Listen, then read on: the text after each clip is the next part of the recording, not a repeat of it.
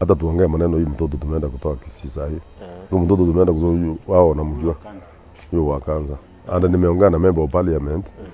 So that ndio niseme vile amesema because he has said he will take care of that kid. Hata atakuwa Nairobi tumtafutie hiyo mama kibarua amekubali bwana Said. Those are the type of people we want. People who are positive. Ajakasirika ati mtoto amekuja kufanya nini hapo. Nimemweleza na akasema wacha akuje Nairobi, will be there tomorrow to receive the kid and we does the necessary. That's all what we want. And like watu ya Nyamira ukisaidia ni makerere, you know. Siasa. Siasa ya ujinga. Sawa. Alright, mpenzi mtazamaji wa Manoti TV, karibu ndani ya kitengo cha Sema na Manoti. Na siku ya leo pia nimeweza kufanikiwa kumpata Mheshimiwa Nakuru Town West, Mheshimiwa Samuel Otara Arama. Tuzungumzie machache kaunti ya Nakuru Town West. Na kama akikubali tuende Nyamira tutaenda. Karibu sana Mheshimiwa ndani ya Manoti TV. Asante sana bwana Manoti, karibu sana hapa kwangu. Juzi nilikuwa napeana pasari nikapata homa. That's why you can hear my voice is not very clear. Lakini imeanza kuisha. Kwa hivyo karibu sana hapa kwangu. Asante sana Mheshimiwa kwa kuweza kutukaribisha na pia wewe karibu sana ndani ya Manoti TV. Asante. Labda tuanze, wiki iliyopita umekuwa ukipeana basari ya form 1. So far sijui kama form 1 umemalizana nao, kuna wale ambao hawajoin high school. Hiyo basari tulipeana hatujamaliza. Iko wengine wa data forms late. Vile unajua basari ukipeana because sisi tunafanya thorough vetting.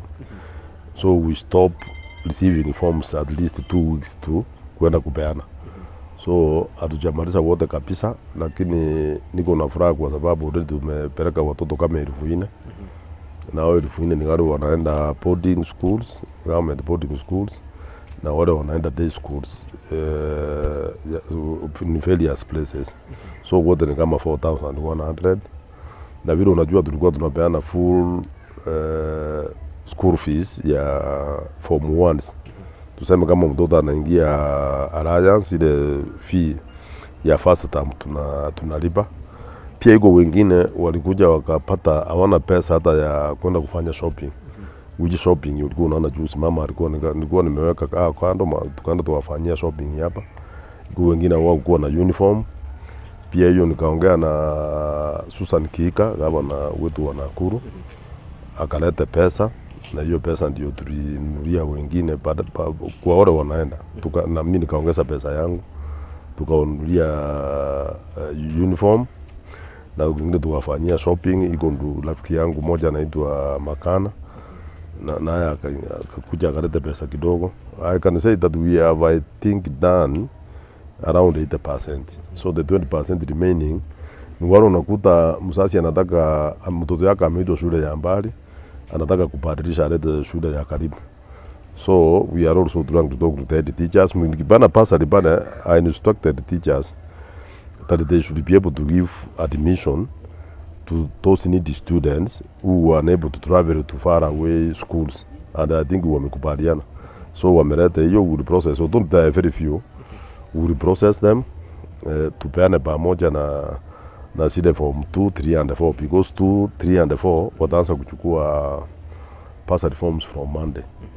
So once we process them, we will give plus the form 1s walikuwa wamepaki.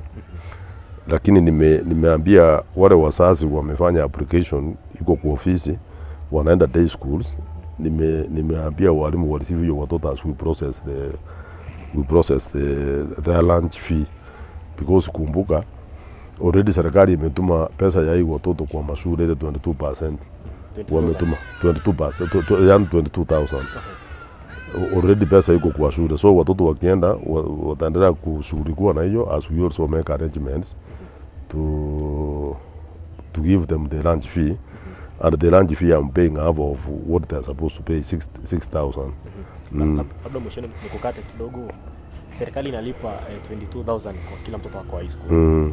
Kuna mwingine niliona alikomenta akasema hii 22,000 huwa ikuji mara moja. It doesn't need to come once. Because watoto wako one term is around 3 months. So if they send a half of 3 months, what will repart? You know, that's what nilikuwa naambia watu juzi hapa. Unless the Minister for Education and his personnel comes out to go and see how students are being admitted, we can never have 100% transition, because some teachers are sending away students because of lack of fees, and it's day school, and unajua day school is free, and unless now the minister gives guidelines by telling the education officers, remember in every sub-county we have sub-county education officer, we have sub-county TS officer, kuendelea chini mpaka huku chini. But I think it's like they are not well guided on what they are supposed to do. Every time I'm seeing students coming to my office, wanakuja wanasema sisi tumefukuzwa, tumeambiwa hata junior secondary school. You know, junior secondary school, a child is not supposed to pay any money. Na president yamesema, CS yamesema, lakini you can see watoto wanarudishwa, enda nunua uniform. Unafanyia uniform nini? Mtoto alikuwa na ile uniform alikuwa anasoma naye, si akuja asome naye, because unajua the problem is, I think Manoti, sisi wale watu tunajiweza kidogo, atujui vile wale watu wajiwezi vile wanatakana waishi. I think we are just behaving like everybody anajiweza. Mimi mtoto yangu akienda shule, Arama ikanibuy the uniform. Hata kama unasema atibuy today a uniform, change kesho change nyingine, watakuwa namna hiyo. I'm even wondering what will happen with this junior secondary school, kwa sababu tuseme for example kama ni Muslim primary, mtoto ameenda junior akifika class 9, anatakana atoke class 9 sasa ingie secondary. Are we going to change uniform? To change uniform tuseme sasa amefika class 9, to change uniform uende hiyo secondary school. Parents cannot afford. Kwa hivyo mheshimiwa, unajaribu kumaanisha mtoto anaweza soma bila uniform? Of course. In developed countries like in America, watoto hawaendi na uniform. What is the uniform for? Kwa hivyo pia Kenya tunaweza implement hiyo watoto. No, unajua ile kitu tunafanya hapa Kenya, I think we are doing things in the old style. Lakini mheshimiwa, I guess hii mambo na uniform pia umeizungumzia sana, ukasema mwanafunzi akikosa uniform na anajua uniform 1 aende hivi na aanze kusoma. Aende hivyo, si mimi peke yangu nimesema. Mheshimiwa, inafanya watu wanakuwa sawa. Aje. Kama mwanafunzi ametoka katika familia ambayo ni maskini, mwingine labda ya tajiri, unajua pia sasa uniform inafanya watu wanakuwa iko. Nini inaweza kuwa mzuri? Ni saide utasema watoto wapaki nyumbani wasiende shule because wasasi kabisa hawajiweza. Si kupenda kwa hii wasasi ati wakose kununua uniform bana Manoti. It's because they don't have even food to eat. So hii watoto nilikuwa nasaidia hapa, wakati walikuja hapa mama akawatengenezea chai wakakunywa wakaenda. When they were coming back the following day to pick their boxes, they walikuwa wanasema ile chakula tulikula hapa ndio tumelala nayo, tuchakula tena. Tulikuwa tuliambiwa mama alienda, tulikuwa na kitu tukakunywa maji tukarara. So they were saying that tukakula tena hapa. So waambie mzazi sasa mimi nataka anunue uniform, atatoa wapi? And then you are talking about 100% transition. What we need to do, ile pesa ile inatuma 22,000, ile pesa lazima erudishwe, ingine iende kwa chakula. Kama mheshimiwa nimepeana 6,000, ile 22 itolewe 6,000 ikuje kwa chakula, so that the parent we can have 12,000 na mtoto atakula the whole year. Tukirudi pesa nyingine na baki, lazima tuweke pesa nyingine tununulie hii watoto uniform, because kama mimi Arama na Nakuru Town West, you can move to schools. I've made enough classrooms, but some of the schools the kids are not even enough to feed in one class because they are few. Arabu uende ukae Nairobi obeane pesa usema adio pesa nataka iende Nakuru Town West, then you tell that teacher for example kama ni Koinange, umweleze umwambie hiyo pesa nimetuma 22,000 nataka iende tengeneze classroom. Unatengeneza classroom ya nini? No, already they have enough classrooms you have been built by CDF. Why? What for? Don't you think this money could be better? Itakuwa ni mzuri kama hii pesa inaweza kuja mwalimu waeleze waambiwe hiyo pesa wewe ndio utaona vile utatumia. Either utumie lunch ama ununulie watoto uniform. That would be much better. But we must have priority in every sub-county. So the problem is people are seated in Nairobi. They are sending money to sub-county schools. by giving instructions on what the person anaenda kufanya nini, when he's not even a priority in that school. That's what I'm saying, that let's not do things the old style. It's good for Ministry of Education officials. And you know, when I talk about, you know, somebody was asking me that, why are you, wanini, you are attacking your brother Majogo. Hiyo ni swali pia ningependa kukuuliza, mbona Majogo mnatoka sehemu moja, nyinyi wote ni wa Kisii. Sijaona mbunge ama amejitokeza ile mambo na ama attacking him when I say what he's supposed to do. I mean, when you come from the same area na mtu ukimwambia anataka tufanye hivi tusaidie Wakenya, is that attacking? I'm only saying what we are supposed to do. Kwa hivyo afanye mambo ambavyo inapaswa kufanya. No, anafanya lakini inatakana aide. You know, let me tell you, Manoti. What's difficult in calling people to give views on this 22,000 inapeana kwa mashule. President amesimama juzi juu ya gari. Akaeleza akasema ametuma 61 billion to schools. Akasema hakuna msasi inatakana ulizwe pesa. Lakini wasasi bado wakienda unaulizwa pesa. Where does the park stop? And as Mamia wapi, who are we supposed to ask? The president. So we are supposed to ask the Minister of Education, who just has to come from my backyard. So nikiuliza niseme hii pesa waje hii pesa inakuja 22,000, asikubali watu waanze kupeana kutoka Nairobi, ni nini inafanyika. I'm talking about my own constituents. I don't care about the rest, but in my own constituents, one thing I know is that I've made enough classrooms, and I'm going to make enough classrooms. Let the ministry keep off maneno ya infrastructure, because I'm able to do it. What I cannot be able to do is feeding these kids. What I'm unable to do is buying uniforms for them. So me, I'm saying ile pesa inakuja 22,000, wacha watoe shilingi 6,000 waweke kwa feeding program. Let them take another the balance, wafanyie hizo vitu kama hizo. Wacha na maneno ya infrastructure, because I'm doing the classrooms. And the only person who can do it is Majogo. And Majogo wako ni know it, he must come to Nakuru Town West. Akuje tumweleze tumwambie nataka arudi Nairobi. Aenda achukue needs ya Nakuru Town West teachers. Aenda aseme this is what I want to do. That's what I'm saying. Labda mheshimiwa, kwani ana representative sababu pia unamulinganisha na Magoa na pamoja na Matiang'i. But last when we were meeting kids here some time back, ukoona Magoa hapa alikuwa. Uliona vile tulisunguka naye tukachukua watoto tukapeleka wengine Nakuru hai, wengine wapi, without uniform, anasema ingia 100% transition. That's what I say. Machogo tu wako tu Nairobi kwa ofisi ametulia tu. Wewe umemwona? Sijamuona Nakuru. So kama hujamuona, that's what I'm saying. You know, we are talking the same language. Hata wewe hujamuona na mimi sijamuona. Kule against Marsabit alikuwa amevalia ile ya Waislamu. Akienda alikuwa anafanya nini ile sijui kufungua college. Sijui alikuwa anafanya nini. You can't be giving policies in functions. You can't purpose it. Unatoka Nairobi unaambia county commissioner, regional commissioner, I will be in these places with more part of the kids. Tunaenda bado tunachukua watoto tunapeleka mashule tunawacha hapa. Me, I've not failed him, by the way, and I'm being very sincere, and that is my friend. And even if I get him, I will tell him I've not failed him. Now officers wake wanafanya kazi ground. Hao sasa watafanya aje sasa, because they don't have ile muscle. You know, Manoti, when I'm giving parcels, or when I'm doing something in Nakuru Town West, that's why you see me seated there myself. Because there are some things my PA and the staff cannot do. They can't do it. Even if they do, they might be doing it wrongly. So I must be there myself. Naenda pale na decide kama siku ile nilikuwa nimesema anybody who is supposed to pick a form, lazima tuandike nani amechukua, namba yake na nini. I found a queue from here kwenda mpaka huko. Nikasema you will put parents here the whole day. So give it the forms. That was a decision I made. So if the officials from ministry headquarters wakuja watembee in constituencies, they can sample.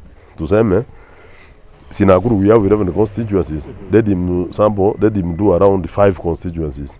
In the morning, midday, afternoon, evening, 4.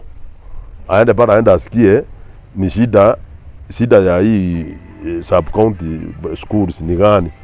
You know, you can't just rely on these junior people down here. Because, you know, me, I've sampled Naenda kwa shule nauliza, anasema mmepata pesa, anasema okay, we have gotten some money. Ile president alikuwa anasema what are you going to do with the money with? Atinataka kujenga classroom. Unajenga ya nini? That's what the ministry said. So ministry anasema mjenge classroom when we have kids who are not eating, when we have empty classrooms which with less kids vile wamekaa wachache. So ukimweleza uambie pesa nataka ende Jagora, unasema itulipia against the ministry. So what can that do? And the only person who can come and give that directive is the minister. Kwa hivyo kiache wacha akuja atembee aende. Tuachana na mambo ya Machagu, tuje hapa hivi kwa form 1, hii transition ya class 8 to form 1. Kuna lot of need cases ambao nimeshuhudia umezitako. Labda utueleze kwa kifupi. Look, even if I've touched these need cases, there are still many. Imagine there are many still remaining. Iko wengi sana. Ukienda pale kwa ofisi unaona hata saa zingine watoto wanajituma. Badala wakuje na msasi, unakuta msasi hana interest, anawacha anatuma mtoto peka yake. And yesterday I was in the office up to around 2. Today when I finished to do among to the office. Now saa hii hata staff wengine wametangulia. And today is Sunday. And hivi ukienda bado utakuta wasasi wamejaa hapo. Hii 100% transition can never be achieved if we do what we are doing now. Because how many maybe members of body can see the way I'm sitting there? It's not possible.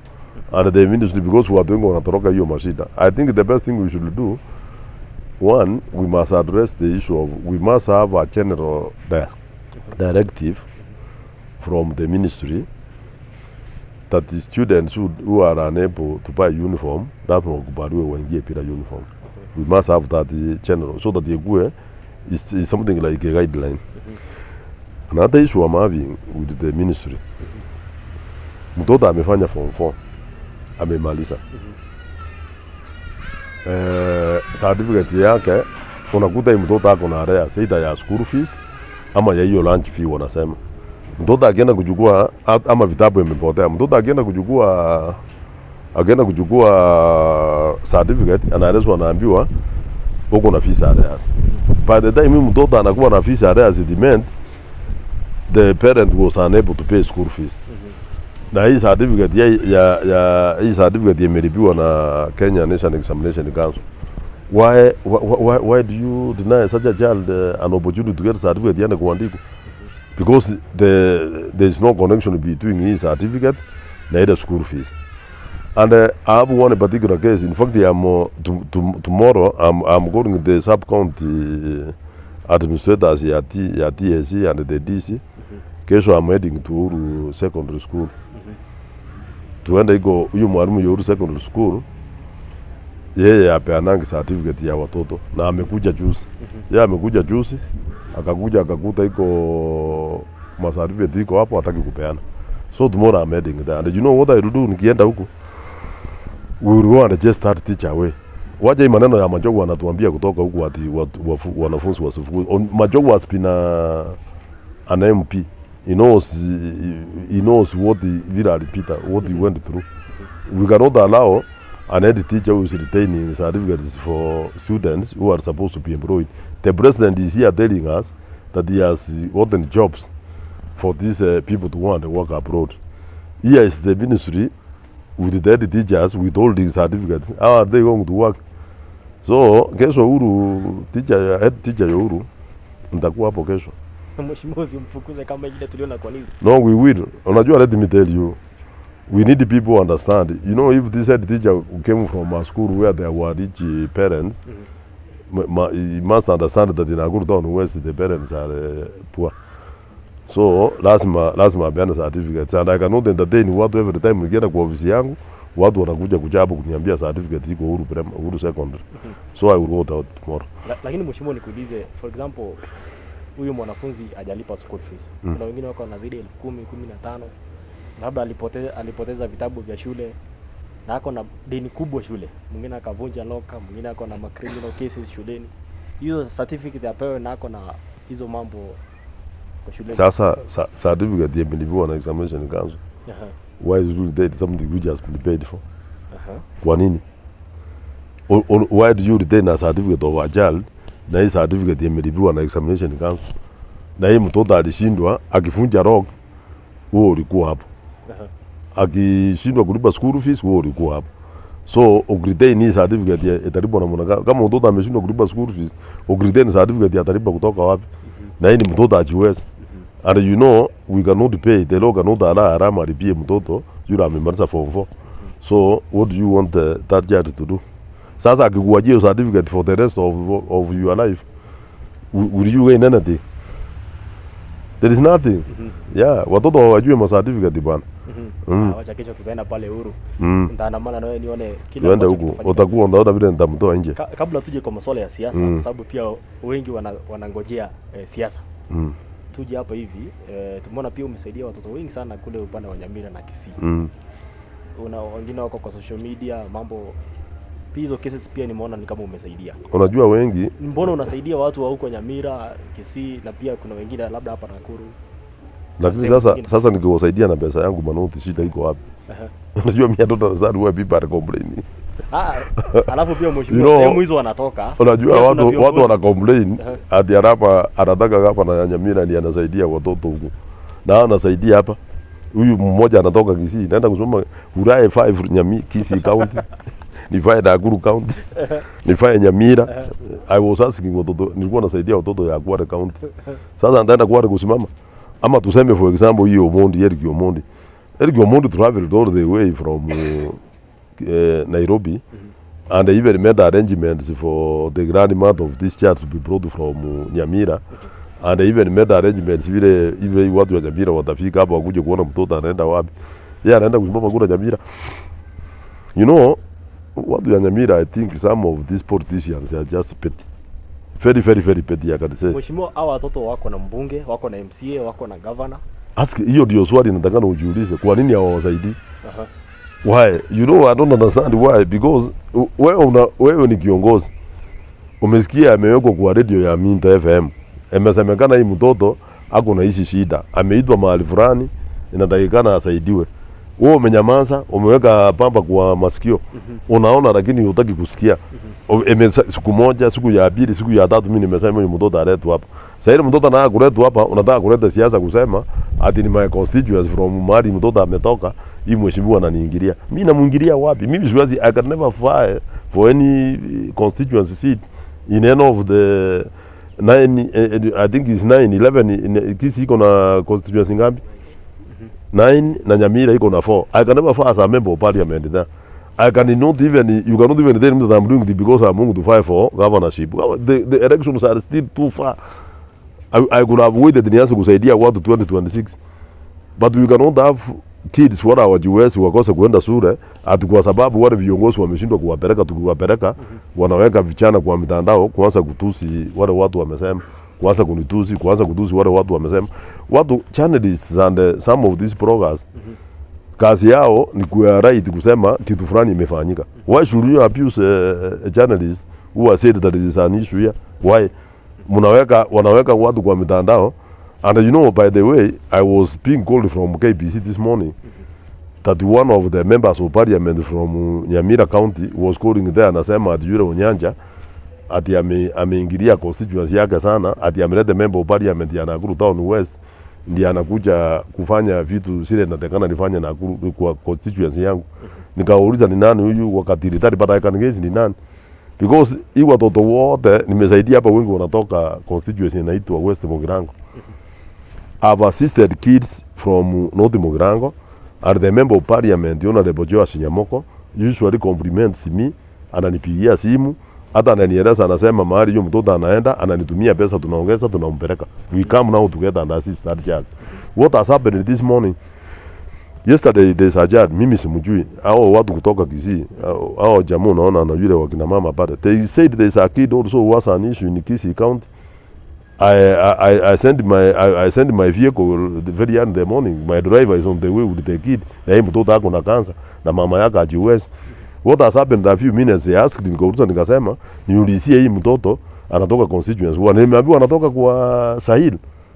Nyaribali chache. I picked the phone and called Sahil. Sahil amenieleza amesema, "Mheshimiwa, thank you so much. You have done very well.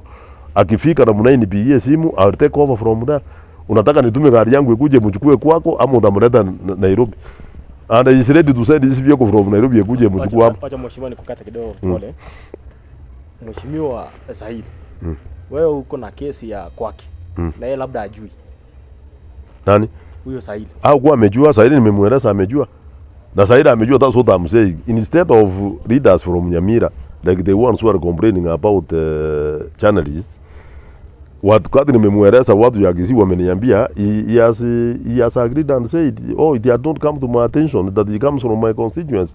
If it comes from my constituents, I'm sending a vehicle to come and pick that kid from your place. Are you in Nairobi or Nakuru? Ngamwambia Nakuru. He said atatumana. And then he had told me that he's taking over the case now. He tells me that you don't even need to pay any penny. Wacha akuje, mimi mwenyewe nitamuongoja hapa. I will pay the school fees and we will do all of what is needed for that child. And I actually went ahead to say that hata hiyo mama mwenye hiyo mtoto, because nimemueleza hii mama alikuwa anafanya kazi akawaja because mtoto anataka cross care. Amesema hata mama akikuja Nairobi tutamtafutia kibarua Nairobi. Akuja aishi Nairobi mahali atakuwa anaona mtoto yake. So, at least a member of parliament from Nyaribari who was appreciated. But instead, leaders from Nyamira, a few of them, they are very busy complaining that why are you taking this child to you know, if for example a child has been called like this case, mtoto ameitwa Matongo. Matongo is a superior school. Tani hiyo ngine wanasema wanampeleka Lirumi. Lirumi is just a small school down there. Sasa mtoto nimemtafutia Koirer. But other leaders from that constituency wafurahie waseme you are mentoring this kid. Wacha tumusaidie. Instead they making calls to KPC that futa ile watu wali hiyo case. Na wakati Omondi amekuja hapa jana yesterday in my house, he arrived late. Alienda akaleta wale wakina mama wale wali hiyo case ya huyo mtoto kutoka Nyamira. Na huyu mwingine na huyu rafiki yangu hapa. Akaita hiyo mama, the grandmother is here. Akamuita kutoka huko akakuja akamleta hapa, tukakuja tukaongea. Ile maneno yote ilikuwa inaleta watu walikuwa wanasema, they all agreed that the kid is in safe hands. And then we realized that they have an issue with the land where this child is, because as the grandmother, the mother died to this child. He was brought up by the grandmother. We even realized that at home, unajua maneno ya Wakisii na mashamba. So badala waende kupigana huku waseme hii mtoto alikuwa ya dada yangu, hatutaki apata shamba hapa, ile nini alikuwa anataka kumjengea. So we said let's have wacha tufungue WhatsApp group, watu watume pesa kwa ile namba, ikipatikana ile itapatikana tuongeze yetu, tutafutie mtoto shamba hapa, grandmother akuja hapa. Walikuwa na kesi hapa Maji Mazuri ya 50/100. Kesi iko kwa sababu hii mama wakati hiyo msichana yake alikufa, shamba alikuwa amenunua ikaleta shida, so iko kesi ravini. Tumesema tuwachane na hiyo kesi. We look for money hapa somewhere, we pay 50/100 tujenge hii mtoto, grandmother akuja akaishi hapa.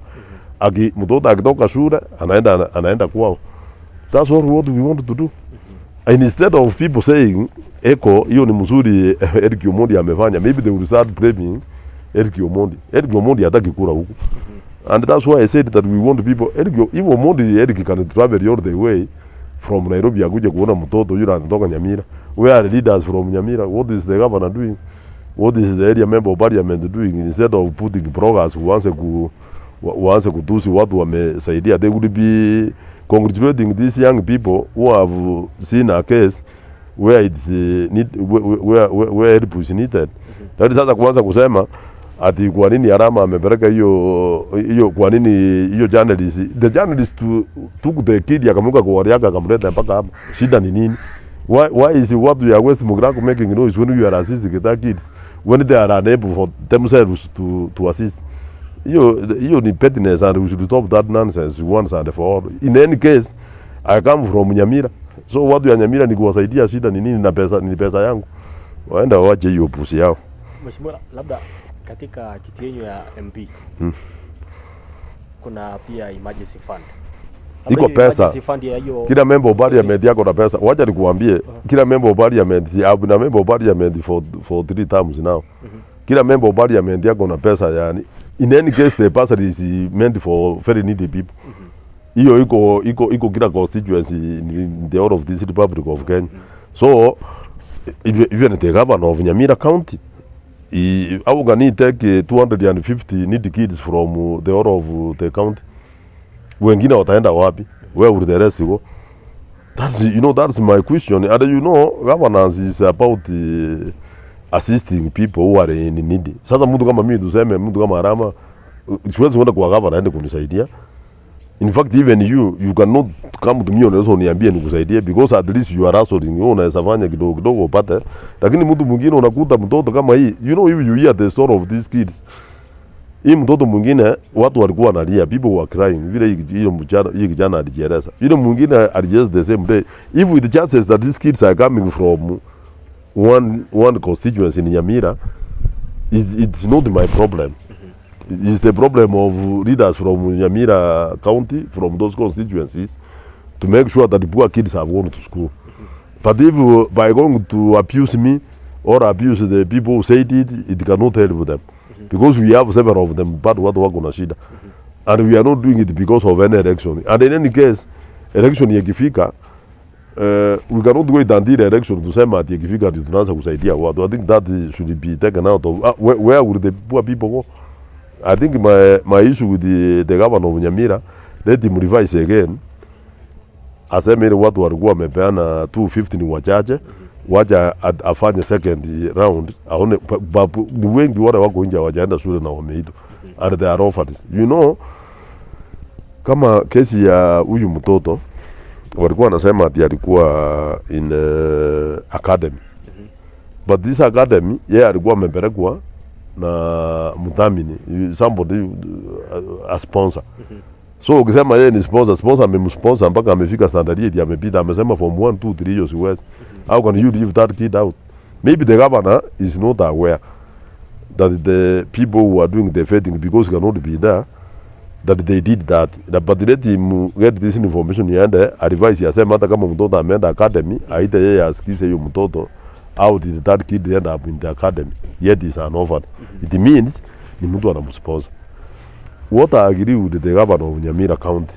Hata nilikuwa nimeona anapeana apology juzi, ati anataka apology from watu ya NTV. I support him 100%. Let him not give bursary to people who don't vote in Nyamira. That one I support 100%. Hata me I do it. How can you give bursary to people who voted in Kisii County? And because I think when they were saying, he could have said that's the position. I don't know why it needs an apology that what was said. Walisema he will not give bursary to those people who never vote for him. He said those people who don't vote in Nyamira should not get bursary from Nyamira County. That is the true position. If I'm the governor of Nyamira County today, I cannot allow bursary to be given to people who don't vote in Nyamira, whether they voted for me or not. I would tell them that you must be afforded in Nyamira County to get the bursary in Nyamira. And I've even been saying, even employment, and let me repeat here, I can never employ anybody outside in Nyamira County. Unajua? Hapa, hata wewe unajua hapa Nakuru. Some of our people were not even given any position because the way they voted. And it's true, they voted the other way around. You can imagine in Nyamira, and I said it even that time. The position of county secretary, unapea mtu anatoka Siaya. When you know that the activist who stays in Siaya cannot get any position in that county, why should you give that senior position to somebody outside your county? I said the chief of staff. Acha nikuulize mheshimiwa, unasema hii mambo na CS wa Nyamira. Ndio uchaguliwe CS lazima ipitie assembly, ipitie public service board, ifuate process. Kwani ya Nyamira ilifanyika aje? Wale MCS wa Nyamira kama impeachment peka yake, ile video inaonekana wazi imefanyika, wanaenda wanakura wanasema kila kitu iko sawa. What do you expect about the position of employment? You saw the other day the 16 MCS who I have a lot of respect for. Wakiongozwa na yule anaitwa nani, Duke Masira. Aliye MCA kutoka Kenya anaitwa nani? Miss G. Kenya MCA. Anaitwa nani yule MCA kutoka Kenya? Nyabaro. Nyabaro and Duke Masira and the rest. Those are heroes for Nyamira County. Because they had very varied reasons why the Nyamira governor could have been impeached. Wakapelekwa hapa, wengine wakapelekwa. Wakasema ndio ulikuwa ukisponsor. Wakapeleka hapa. I didn't, because I didn't know. How could I sponsor? You know, people are called idiots. An idiot is the only person who can say that the Arama and people from Nakuru sponsored the people in Nyamira. But those things they were saying, they were in public domain. But some idiots decided to start saying about the Arama. I didn't have. Unajaribu kumaanisha ulikuwa pia ukitaka kuwe impeached? I didn't want sikuwa nataka kuwe impeached, but I read the reasons why they wanted him impeached. They were varied. It's something which is in public domain that Sue doesn't know. But you know, some few MCAs were taken. You know, there's an MCA, I think from Muagamo, what? Who kept on calling me that we want to come at